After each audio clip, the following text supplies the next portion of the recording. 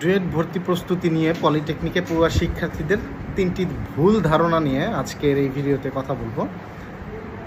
অনেক শিক্ষার্থী আছে যারা মনে করে ডুয়েট ভর্তির যে সিলেবাস সেটি পলিটেকনিকের সিলেবাসের সাথে মিল নেই, এইচএসসির সিলেবাস পূর্ণাঙ্গরূপে ফলো করা হবে। আরেকটি ভুল ধারণা হচ্ছে ডুয়েট ভর্তি পরীক্ষার জন্য যে সিলেবাসে পরীক্ষা দেওয়া হয় এই ডুয়েট ভর্তি পরীক্ষা দিয়ে চাকরি পরীক্ষার জন্য শিক্ষার্থীর কোনো কাজে আসে না।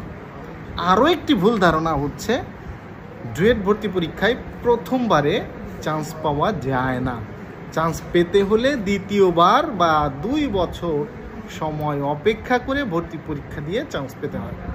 কিন্তু এই 3টি মারাত্মক ধরনের ভুল ধারণা যা শিক্ষার্থীর ভবিষ্যৎ বিশ্ববিদ্যালয় স্বপ্ন পূরণের পথে বড় ব্যারিয়ার। পলিটেকনিকের সিলেবাসের 80% সিলেবাস ডুয়েট ভর্তি সিলেবাসের সাথে সম্পূর্ণভাবে মিল আছে।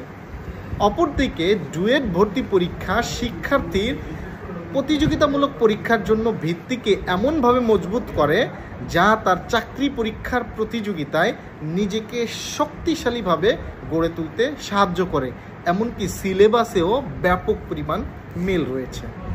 অপরদিকে 60% শিক্ষার্থী প্রথমবারে চান্স পায়, যা অনেক পলিটেকনিকের শিক্ষার্থীরাই জানে না।